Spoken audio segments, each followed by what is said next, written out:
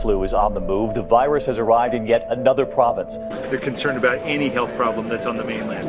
It's not going to stay there. Showing the vaccine only thought to be 10% effective. Nationwide, there are already more than 41,000 cases confirmed. Every state in the country reporting widespread flu activity. As of this morning, 18 countries around the world have reported cases of the flu within their borders. Numbers out of Australia as of mid-October are concerning. If you get sick, stay home.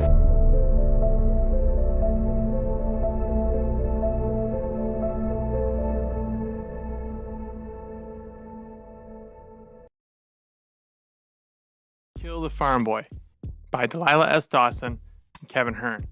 Wasn't exactly sure what to expect from this book.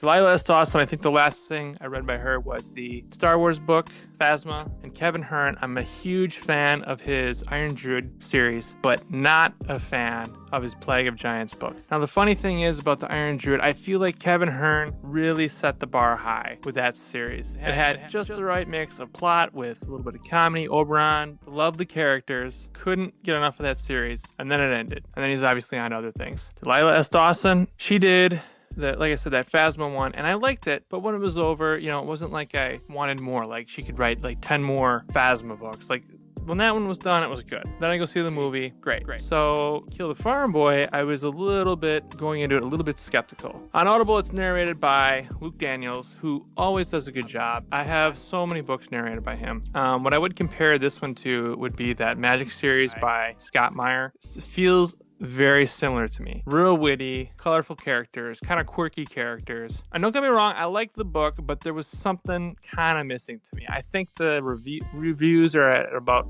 4 stars, which I think is probably pretty accurate. So it's a respectable book, good book. Luke Daniels does an awesome job with the narrators, keeping them all separate. It sounds like you're listening to a play anytime he takes on a book. And like I said, I would compare this one to that Magic series by Scott Meyer. But with that one, it's kind of the same quirky characters, but for some reason, that one felt more like a 5-star book to me, or I should say the series. But even in that one, it's starting to get old. The last book with the Magic series was kind of a little bit weak. Not my favorite. I think the first one was probably my favorite. This one kind of feels a little bit like that. Like, it's quirky, it's funny. You're not going to really be inspired by listening to this book. You're going to be entertained. It'll help you pass the time on your horrible drives to work that are 2 hours long one way in traffic in the snow. This book will help you get through that. But there's no really deeper plot to it. Just kind of a fun story. And like I said, always a fan of Luke Daniels. But ultimately, just a little bit disappointed from Kevin Hearne. He did such a good job with his Iron Druid, and you keep hoping that he's going to come out with something as good or better than that series. But unfortunately, I think this one's